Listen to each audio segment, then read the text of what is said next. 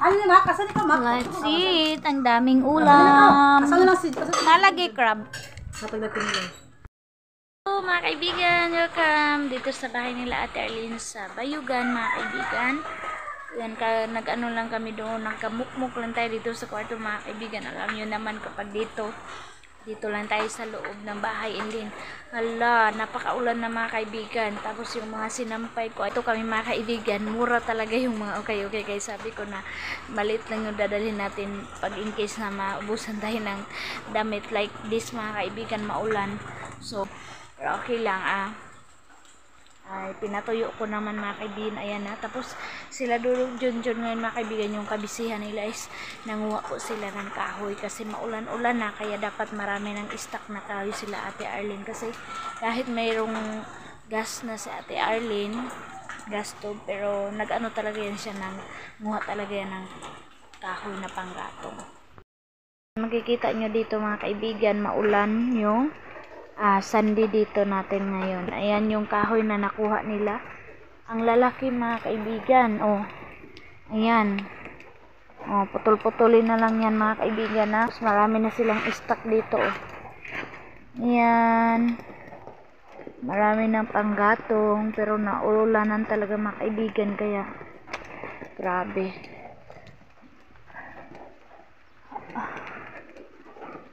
Maganda yung tempo.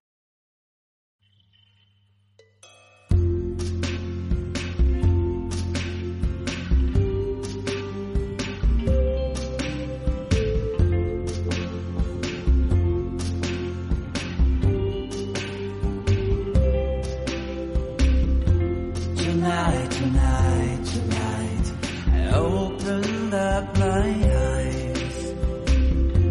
Tonight, I'm wide awake and I'm breaking into. I can't make it. Morning mga kaibigan, walis time, kahit maulan. Meron kasing mga kaibigan, bagyo. Kaya maulan dito ngayon sa Bayugan, and nangangamba kami mga kaibigan baka maglakas pa yung bagyo.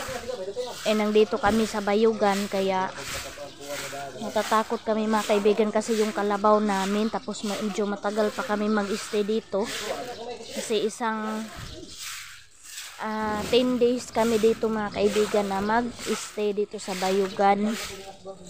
And sana hindi muna mag-ulan mga kaibigan ng malakas para hindi muna magbaha.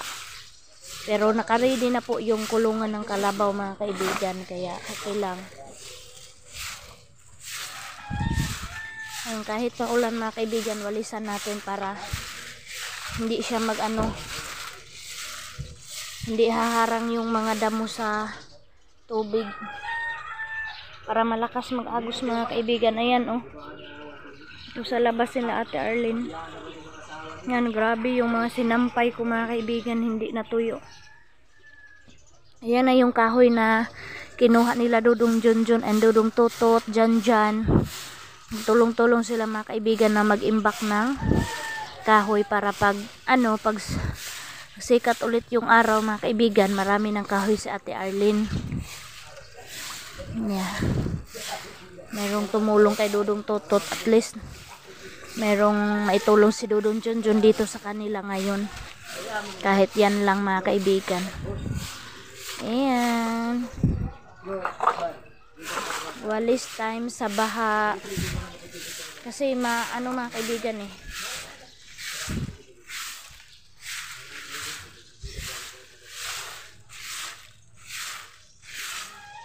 oh, mayroong tubig oh.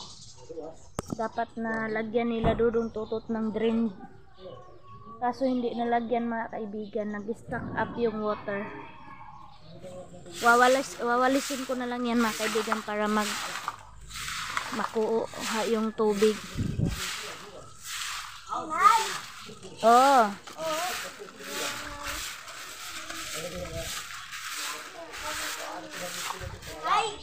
yes. Gani. Oh, si Suy mga kaibigan sabi sa akin na yung basurahan daw hindi binalik ni Jiban. Kasi nagtapon sila, kasi Monday ngayon, nagtapon sila ng basura mga kaibigan. Pasok, Soy, pasok. Pasok ka. Yan, iganyan natin yung water mga kaibigan para para pupunta doon sa baba. Kasi stock up yung water. Yan, habang sila doon dyan nag-coffee.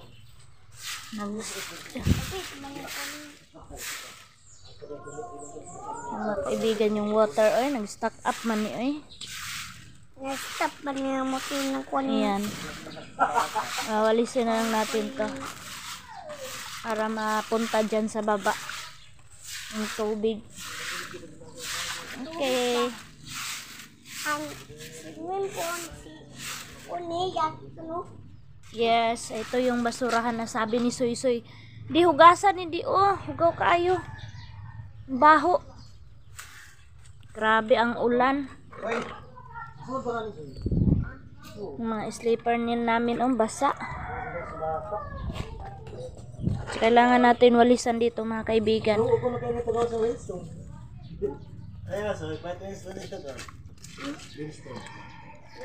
Mga sleeper kailangan natin i-arrange para hindi dirty.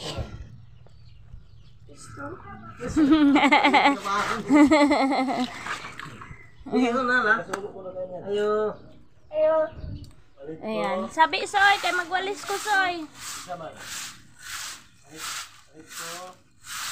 Buti mga kaibigan na semento na dito kasi kung hindi napakaputik.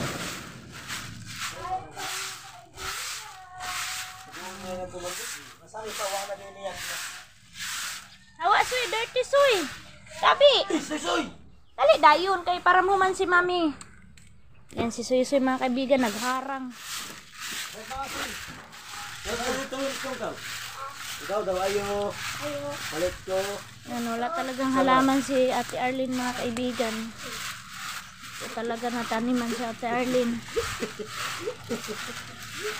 Right then.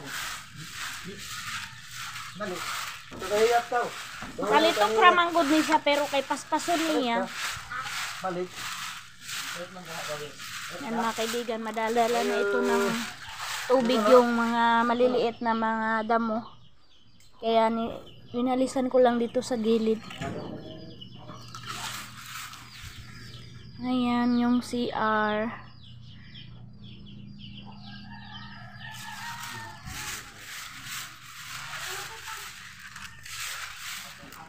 Wala na kami masuot mga kaibigan dahil sa ulan ako.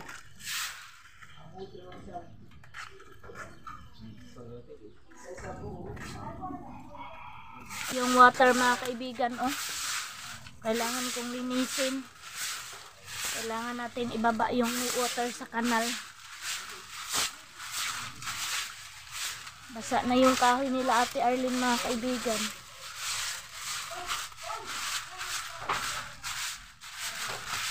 Ay, madumi pala dito, oh.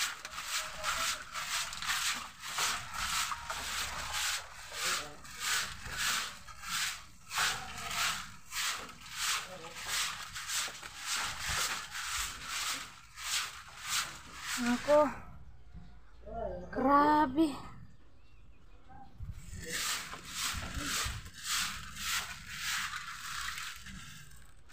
Wala, ang water, ang kahoy, basa. Hindi makuha lahat mga kaibigan kasi parang doon yung babaan ng water.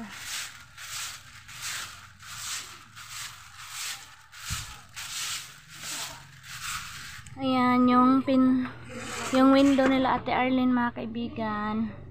Mayroong screen door na yan.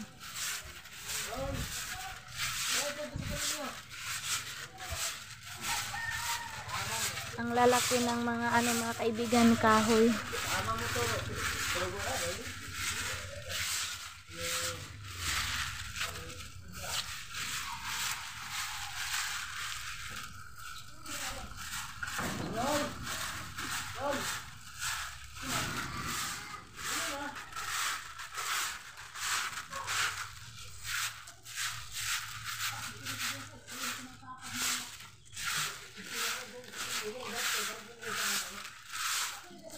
Ano talaga mga kaibigan kapag ulan, no?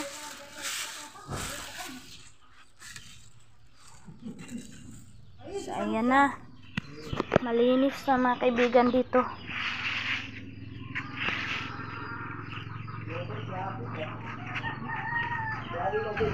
Basang-basa na po yung trapo kasi sa ulan.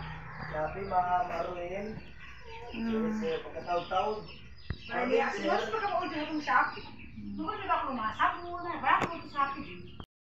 Good morning, Tiyo. Yan, nakaligo na si Tiyo mga kaibigan. Balik ko. Ayan, tahimik yung bahay kasi maulan, hindi makalabas. Sama. Yan, suy-suy naligo na rin. Yan. Kahit kasi sa'yo. Tiyo, Tiyo, Tiyo. Tiyo. Tiyo, Tiyo, Tiyo, gwapo. Gwapo ang Tiyo. Sa'yo. Amuti na. Naman yung tatlo mga kaibigan, nakamukmuk na naman sa cellphone. Yan yung ginawa nila every morning hanggang gabi mga kaibigan kasi wala na ibang paglibangan kundi cellphone, TV. Kaya hindi naman nakaboboard dito mga kaibigan kasi merong sariling internet.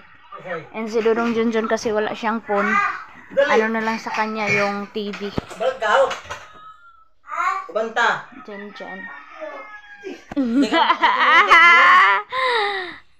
Di ka mo ba sa tikgon?